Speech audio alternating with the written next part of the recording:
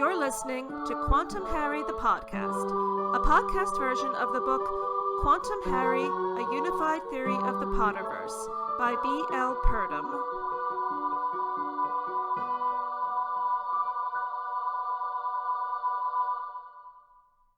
Episode 37, The Goblet of Memory.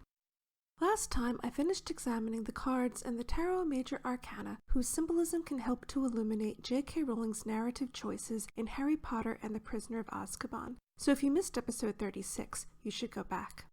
Anytime you want to listen or re-listen to any episode, just go to the Quantum Harry Twitter page, @QHPodcast, and click on the link in the pinned tweet to go to the Quantum Harry episode guide, which has links to all of the episodes in audio and video formats, plus links to blog posts related to some of the episodes. There are also images of the tarot cards on the Quantum Harry blog, my Instagram account, the Quantum Harry Pinterest board, and the Quantum Harry Facebook group. And when the video version of this episode is posted on YouTube, you'll be able to see all of the images I'm talking about in the video. This time I'll examine both the column cards and the sequential cards for the fourth book of the Harry Potter series. Harry Potter and the Goblet of Fire begins in a setting that does not at first seem to include Harry. The opening description of Little Hangleton is similar to the introduction of the town of Pagford in The Casual Vacancy, J.K. Rowling's first post-Potter novel. The village in Goblet of Fire is also a conservative, hidebound outpost of prejudice and social stratification. In this village, a man accused of murder 50 years earlier is still a pariah, tormented by teenage vandals, forever guilty in the court of public opinion, despite a lack of evidence linking him to the murders of his former employers. The village pub in Little Hangleton is the Hanged Man, 12th card in the Tarot Major Arcana, and third sequential card for Goblet of Fire. It's the first overt mention of a tarot card in the 7 books. There was abundant evidence in the first 3 books that J.K. Rowling was aligning the vertical columns of the major arcana with each book, due to the High Priestess being at the top of the second column with her open book, and the Wheel of Fortune card aligning with the book in which Harry begins to study divination, among other things. But this implies that she's also aligning each book with the sequential cards for that book, since the Hanged Man is in the 4th set of 3 cards, and she names it explicitly.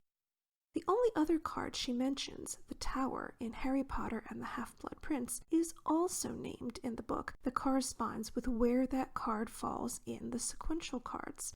It's the first card in the 6th set of 3 cards, the set of 3 cards aligning with the 6th book. Frank Bryce, de facto caretaker of the Riddle House, is a hanged man in his community, a presumed traitor to the Riddles and persona non grata, which shows that the 12th card of the Major Arcana would be an apt description for him even if it weren't the name of the village pub. This is just one way in which tarot relates to the 4th book of the Harry Potter series. In our grid of 21 Tarot Major Arcana cards, laid out in 3 rows and 7 columns, the column of cards aligning with the 4th book, Harry Potter and the Goblet of Fire, has the Emperor, number 4, at the top, Strength, number 11, in the middle row, and the Moon, number 18, at the bottom. When the Emperor was the first sequential card for the 2nd book, Arthur Weasley, an archetypal father, embodied the Emperor archetype in that book, which is equivalent to the father archetype. He was largely responsible for acquainting Harry with the wizarding world outside the scope of the first book. Now Harry is exposed to even more of wizarding society, learning about other countries and schools, coming into contact with witches and wizards from those countries with their own governments and laws. This fits with the number 4, the Emperor's number, also being the number that has governed how humans describe the world, north, south, east, and west. It is also the number of the major regions of the British Isles at the time Hogwarts was founded, England, Scotland, Ireland, and Wales, which also align with the 4 Hogwarts houses, as I talked about in episode 18, The Wide World. The number 4 is associated with the 4 seasons, 4 elements, the 4 evangelists, the 4 suits of the Tarot Minor Arcana, and so on. 4 is used to describe the world and is a number of completion. Because of this, it's appropriate that Harry is the 4th Triwizard Champion, making the roster more complete than when there were only 3, though that would normally seem to be a complete set of champions for a competition called the Triwizard Tournament. In episode 5, Our Father, I talked about Cedric Diggory being the best embodiment of the father archetype in Goblet of Fire. Like Arthur Weasley, a literal and archetypal father, Cedric also embodies the Emperor archetype. The spirit of the Emperor colors the entire 4th book. The war imagery on this card is important. I mentioned before that ram's heads are on the arms of his throne on some cards, which links the Emperor to the astrological sign of Aries, A-R-I-E-S, and with Aries, A-R-E-S, the Greek god of war, known as Mars in Roman mythology. In the first book, Harry and Hagrid grow increasingly impatient with centaurs who repeat, "Mars is bright tonight," over and over. This was clearly supposed to indicate the advent of war. The Emperor is the first of the 3 sequential cards in the 2nd book, when Hogwarts is under attack from the Basilisk. In the 4th book, which is ruled by the Emperor, Mars is not just bright, but flaming hot. War is no longer just on the horizon. War is here. As the epitome of the Emperor in Goblet of Fire, Cedric, a 6th-year Hufflepuff, is painted in broad, grand terms. He's handsome. He's the captain of and seeker on his house Quidditch team, which is what Harry will also be in his 6th year. He's a prefect. He's the son of a ministry official. Cedric has conquered the world of school, academically, athletically, and socially. He's popular with both faculty and students, and the Goblet of Fire itself rules that he is the best person who put his own name into the goblet to be Hogwarts champion in the Triwizard Tournament. The Emperor card, number 4, is numerically linked to the Fool, number 22, hovering above our grid of 21 cards. Many depictions of the 22 cards in the major arcana show most of them in a 3x7 grid, but with the Fool in its own row right above the Emperor. The Fool is often embodied in the books by Peeves, though Arthur Weasley also had a Fool/Emperor aspect in Chamber of Secrets, as I mentioned in episode 34, Emperors, Fools, and Angels. However, in Goblet of Fire, the Fool is often embodied by Harry. Shakespeare depicted close symbiotic relationships between kings and their fools, who were almost like shadow kings, responsible for advice that may take their kings into war or alliances that change the course of history. The superficially derogatory term fool belies how valuable this person is to the ruler and how much wisdom is brought to the job of the fool. When Harry's name comes out of the Goblet of Fire after everyone believes that all of the champions have been named, he becomes a shadow champion, Hogwarts' 2nd champion. Let's be realistic. Draco Malfoy was unlikely to be the only one who considered Cedric to be the real Hogwarts champion. Certainly everyone in Hufflepuff felt that the real Hogwarts champion came from their house. In Goblet of Fire, Cedric embodies the father archetype, which rules the book, the character who best embodies this archetype in the book, and Harry, the protagonist, steps into his shoes during the climax, as I talked about in episode 5. This is what Harry does with all of the characters who best embody the ruling archetype in each book. In terms of tarot archetypes, Cedric embodies the Emperor, ruling tarot archetype for the 4th book. It's fitting that someone who bears the title of champion should play this role, since a king or emperor should be a champion for his people. At first, Harry feels like a fool and a pretender to the champion title, living in Cedric's shadow, including learning that Cho Chang, whom he had hoped to take to the Yule Ball, is going with the quote-unquote real champion. Harry becoming the 2nd Hogwarts champion comes out of the blue, like the actions of the archetypal fool, who does not fit into the grid of 21 tarot cards. Harry could no more have predicted his name coming out of the goblet when he knew he hadn't put it in than he could have predicted the tournament cup being a portkey. The death card, number 13, is also linked to the Emperor, since 1 plus 3 equals 4, and this is how Cedric's reign ends, with death. As a loyal retainer, a royal fool in the best sense, Harry brings Cedric's body back to Hogwarts after fighting valiantly as Cedric's second, effectively. Harry uses the disarming charm against Voldemort, which some might consider the act of a fool, to not go for the kill. It is also the act of an anti-soldier, one of Harry's chief roles, a key part of his being a holy man and intercessor throughout the series. The middle column card, Strength or Force, number 11, shows a woman holding open a lion's jaws, bending it to her will. The figure on the 11th card takes control, as Harry must, to survive the tournament. As a Gryffindor, he could be the lion or the woman. He repeatedly takes steps to control situations in this book, using his broom in the first task and attempting to save all of the hostages in the lake, which was considered the act of a fool. He asks Cho and then Parvati to the ball. He takes a cup with Cedric, and he steps out from behind a tombstone, casting the disarming charm of all things against Voldemort's killing curse. Harry's choices show his strength of character, which is why his wand, when linked to Voldemort's, forces the other wand to produce shadows of its previous spells. The shadows that emerge from Voldemort's wand bring to mind the Judgment card, number 20, numerically linked to the Strength card, number 11, since 1 plus 1 equals 2 and 2 plus 0 equals 2. The Judgment card shows the dead being resurrected, but when the shades of Cedric, James and Lily Potter, and Frank Bryce appear, they are judging, not judged. They judge Voldemort. They distract him, and this helps Harry to escape. The other card linked to the Strength card, number 11, is the High Priestess, number 2, because 1 plus 1 equals 2. This tarot archetype is again embodied by Ginny, but not just Ginny.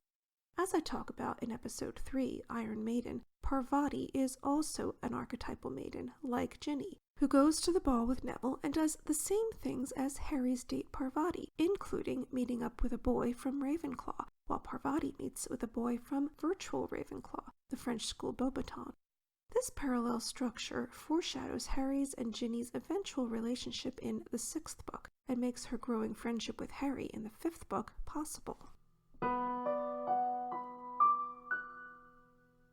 The center cards in the first 3 columns, Justice, the Hermit, and the Wheel, were intercessors between the top and bottom cards in those columns, and Harry's Strength is the intercessor between the darkness of the bottom card, the Moon, number 18, and the top card, the Emperor, number 4, which is chiefly embodied by Cedric. The Moon card is an omen of dark times, but it's also important for the series' overall structure, as well as applying to details that appear in the 4th book. I spoke in the last episode about the lobster or scorpion emerging from water in the foreground on this card. This felt like a symbol for Snape in the previous book, pursuing the dog and the wolf also depicted on this card, embodied in the 3rd book by Sirius and Remus. However, in the 4th book, for no obvious reason, or I should say no other obvious reason, J.K. Rowling introduces blast-ended Skrewts. The creature on this card looks remarkably the way the text describes a Skrewt, which appear first as small, disgusting things, and later as a monster-sized lobsterish creature that Harry confronts in the maze during the final task. We see again the towers in the distance on the Moon card, looking rather like a castle, but also looking quite a bit like tombstones in a graveyard, which is where Cedric meets his fate and Harry confronts Voldemort. The moon is a fitting symbol for the 4th book because this book functions as a mirror in the series, as the moon reflects sunlight. There are many inversions between the 2nd and 6th books, the 1st and 7th books, and the 3rd and 5th books. Likewise, in this book, many elements are mirrored between the beginning and end. For instance, at the beginning, Harry takes a portkey with Cedric Diggory to a wizarding competition that at one point includes Death Eaters, the Quidditch World Cup. At the end, Harry takes a portkey with Cedric from a wizarding competition, the Triwizard Tournament. Harry also encounters Death Eaters in the graveyard, but rather than encountering the Dark Mark, which was conjured using his wand at the Quidditch World Cup camp, he encounters the human incarnation of the Dark Mark, Voldemort. The Dark Mark was conjured by one servant of Voldemort, Barty Jr., while it's as if Voldemort was conjured by another servant, Peter Pettigrew. Rowling has used mirrored book structures before, notably in the first book, when representatives of the 7 obstacles to the Philosopher's Stone are introduced earlier in the book in reverse order, as I talked about in episode 28. But this structure is particularly fitting in the central book in the series, the book with the moon card at the bottom of the column of major arcana cards ruling this book. The moon is also connected to sleep and dreams. The opening scene at the Riddle House in Little Hangleton is witnessed by Harry while he seems to be dreaming, though he really sees it as it's happening due to the link between him and Voldemort, since Harry is the accidental Horcrux. He has a number of other significant dreams in the 4th book, especially when he dreams about the mermaid in a painting in the prefect's bath holding his broom out of his reach. The moon represents a dark night of the soul, watery and mysterious, dangerous and scary. This points to the resurrection of Voldemort, someone who is the opposite of the Emperor, a symbol of civilized order, which Voldemort wants to topple. Linked to the moon, card number 18, is the Hermit, card number 9, because 1 + 8 = 9. This wandering mendicant, wearing what could be an invisibility cloak, might point to Barty Crouch Jr., the imposter who pretends to be Mad-Eye Moody, the ex-Auror hired by Dumbledore to be the Defense Against the Dark Arts teacher in Harry's 4th year. Barty Jr. begins by hiding under an invisibility cloak at the World Cup, though he's usually more of a homebound hermit, hiding under this cloak in his father's house. Now he's out in the world, like the card's wandering hermit. During most of the book, he uses Polyjuice Potion as a cloak, and despite being an imposter, teaches the students some useful things, the light of the hermit's lantern being a symbol of wisdom. Barty Crouch Jr. was also accomplished academically. He received 12 OWLs, like Bill and Percy Weasley. The Hermit card could point to 2 people, Barty Crouch Jr. and the man he displaced, Alistair Mad-Eye Moody, described as an eccentric loner, as hermits often are, alone, paranoid, but also possessing a store of valuable wisdom. Moody was returning to the world when he accepted Dumbledore's job offer, but Barty Crouch Jr. does this instead, relegating Moody to the shadowy, hermit-like existence he formerly endured at his father's home. The 4th set of sequential cards aligned with Goblet of Fire are cards 10, 11, and 12, the Wheel of Fortune, card number 10, Strength, card number 11, which is also a column card, and the Hanged Man, card number 12. The Wheel of Fortune reflected Harry's up and down fortunes in the previous book, when it was the center of the 3rd column. Harry hardly ever seemed in control until he overcame his desire to hear his parents' voices and conjured a Patronus that saved him, Hermione, and Sirius. His fortunes rise and fall again in quick succession in the 4th book, but the double influence of card number 11, Strength, points to his having better control now. He's less at the whim of fortune, handling what fate throws at him with confidence. Another link between the wheel card and this book is that a sphinx rules over the wheel. Like Oedipus, Harry answers a riddle posed by a sphinx in the maze during the last task, and like Oedipus, he desires an archetypal mother, Cho Chang, and contributes to her partner's death, the archetypal father, Cedric Diggory, which I talk about in episode 5. Unlike the father of Oedipus, Harry is not caught up in a fate he enacts while trying to avoid it. That is Voldemort's role. The wheel, card number 10, is linked to the Magician, card number 1, because 1 + 0 = 1, and to the Sun, card number 19, because 1 + 9 = 10, and again 1 + 0 = 1. The Sun card is linked to the Phoenix. Some cards depict a phoenix burning up and being reborn from its own ashes. In episode 14, The Devil's Game, I talked about phoenixes being associated with the Temple of the Sun God at Heliopolis, which means City of the Sun. During Harry's duel with Voldemort, Harry is thoroughly master of his wand, like an archetypal magician, card number 1, and like someone channeling the formidable woman on the Strength card, number 11.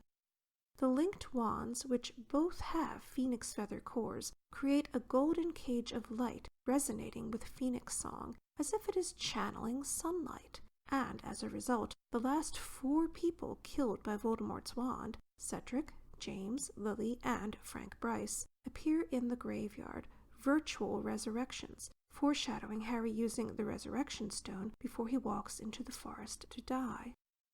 During the final task, Harry becomes master of the 4 elements of fire, air, water, and earth, and master of the 4 corners of the earth, symbolized by the maze growing on the Quidditch pitch, but also in his mastery of the Point Me charm, a compass spell he uses to navigate the maze. By doing this, he becomes master of the cardinal directions, and finally embodies the Emperor, having evolved into a true champion, not just a shadow champion/fool. And the archetypal magician, master of the 4 tarot suits that link that card to the 4 elements, the 4 cardinal directions, and the 4 Hogwarts houses, which is fitting for a true Hogwarts champion. The column and sequential cards for this book intersect at number 11, Strength, creating a cross in the grid of cards. This is appropriate for Goblet of Fire because Harry is symbolically crucified in the graveyard when he is bound to a tombstone. However, it is not the time for him to submit to literal death. That will come in Book 7. His use of the disarming charm here foreshadows how he ultimately defeats his enemy, and is an echo of Victor Crumb's sacrifice play in the Quidditch World Cup at the book's beginning, which is in turn an echo of Ron's actions during the life-sized chess game, the 4th obstacle to the Philosopher's Stone, in which he sacrifices himself for the sake of others, as I talk about in episode 19, Not Playing to Win. The Hanged Man points to another symbolic but temporary crucifixion. As with many things mirrored at the beginning and end of the book, there are characters who embody the Hanged Man at each end of the story. Frank Bryce, the loyal Riddle family servant, was the most likely suspect when the Riddle family was killed, though Muggle authorities couldn't build a case against him. The Hanged Man, also called the traitor Il Traditore in medieval Italian decks, shows a figure hanging upside down, which I've mentioned before was called baffling, a punishment in Italy for traitors. Frank was considered a traitor to the Riddles. Sally Nichols writes that hanging a traitor upside down, quote, is a mark of ignominy, of censure, and public ridicule. This was not unlike crucifixion under Roman rule, and as I've mentioned before, the imagery on this tarot card is associated with St. Peter, who was crucified upside down. The Hanged Man at the end of the book is Harry, who witnesses Frank's murder at the beginning through his connection to Voldemort. Like Frank, who reappears as a ghostly figure, Harry is upside down compared to the rest of the world. He knows he didn't put his name in the goblet, but most people don't believe him. He's also literally upside down at one point in the hedge maze, another image from a tarot card that figures in the final task, the others being the Scroot-like creature on the moon card and the Sphinx on the wheel card. This is another case of the moon as a magical mirror, flipping elements at the book's start and finish. And while the Hanged Man is significant in Goblet of Fire, it's even more so in the next book, when it's the middle column card for that book. Harry's inability to convince Fudge of Voldemort's return prepare us for his almost constant inverted state during Order of the Phoenix, when he is the Hanged Man incarnate. Cards linked to the Hanged Man, number 12, are the Empress, number 3, because 1 + 2 = 3, and the World, number 21, because 2 + 1 = 3. Again playing the Empress, Hermione prepares Harry for the Triwizard Tournament tasks. Cho Chang also embodies the Empress, an archetypal mother desired by Harry, which Hermione is not, Rita Skeeter's muckraking notwithstanding, which I talked about in episodes 4 and 5. Cho is linked to the archetypal father/emperor, Cedric. The World card is key during the climax of the 4th book, when the cage of golden light vibrates with phoenix song, and Harry is master over his own wand and in control of Voldemort's. Remember, the figure on the world card holds 2 wands. The linked brother wands represent another moment of wholeness and completion for Harry, as well as foreshadowing Harry being master over both his and his enemies' wands at the climax of the 7th book in the series.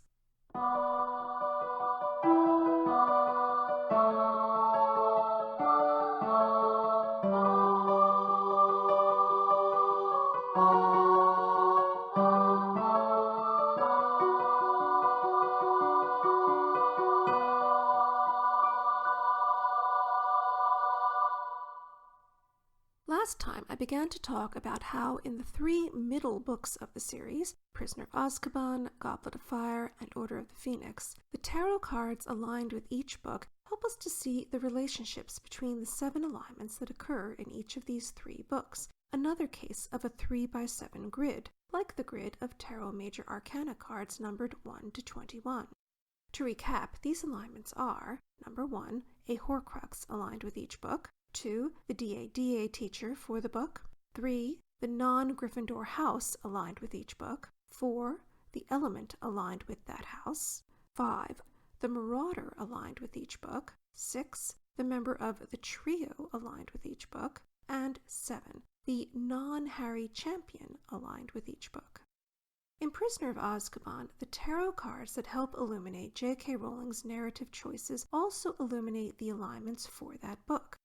The Empress card points to the Diadem Horcrux. The Hermit card points to the aptness of Remus Lupin being the DA teacher.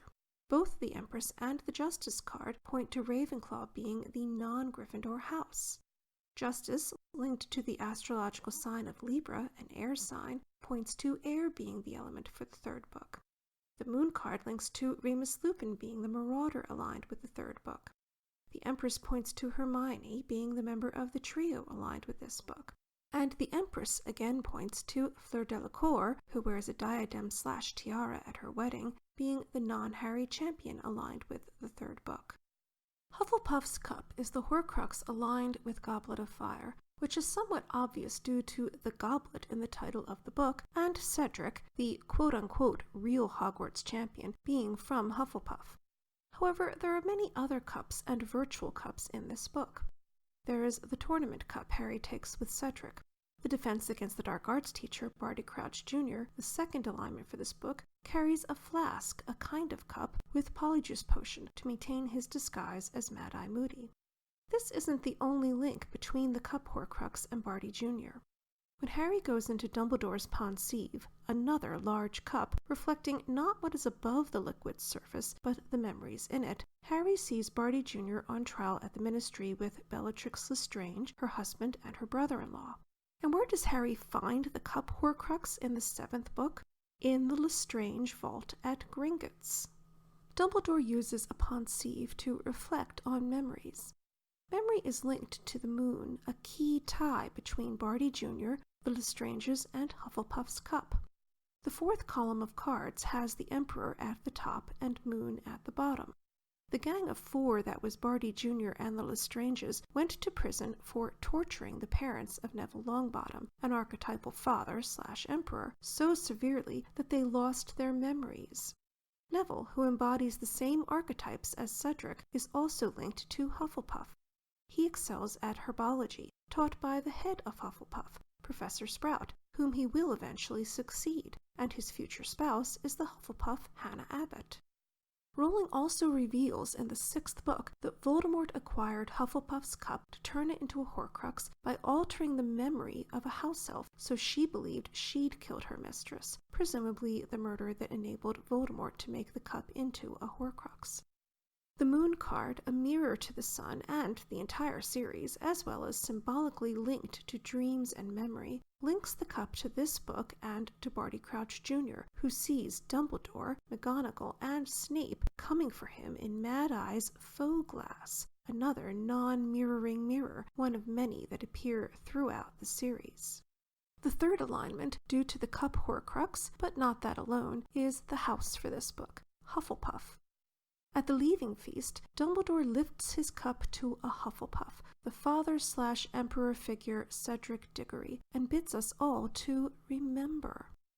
The moon, memories, Hufflepuffs, and virtual Hufflepuffs, cups, and a DA teacher who stole the Longbottom's memories are all linked indelibly to the moon card at the bottom of the column for this book. It reappears as a sequential card in the 6th, which is the next time Harry will explore Dumbledore's memories, this time with permission.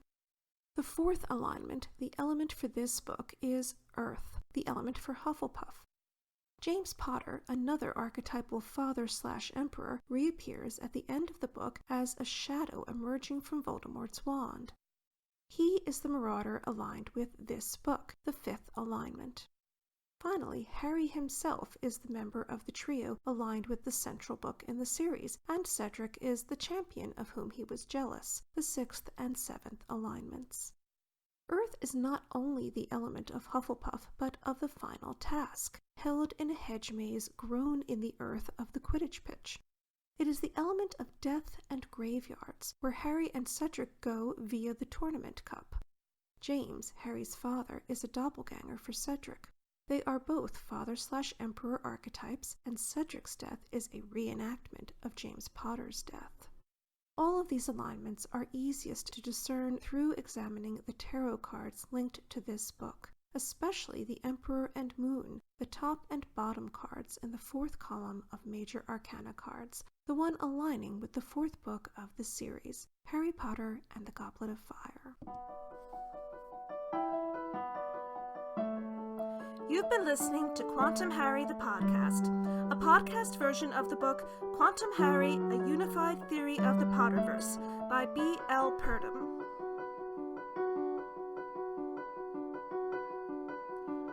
All music heard on Quantum Harry is composed and performed by B.L. Purdom. Whether you're streaming on iTunes, Stitcher, Castbox, or another podcatcher, please leave a rating and/or a comment and share episodes of Quantum Harry with your friends. Next time on Quantum Harry, episode 38, The Order of the Heretic, an examination of tarot symbolism in Harry Potter and the Order of the Phoenix. I hope you'll join me.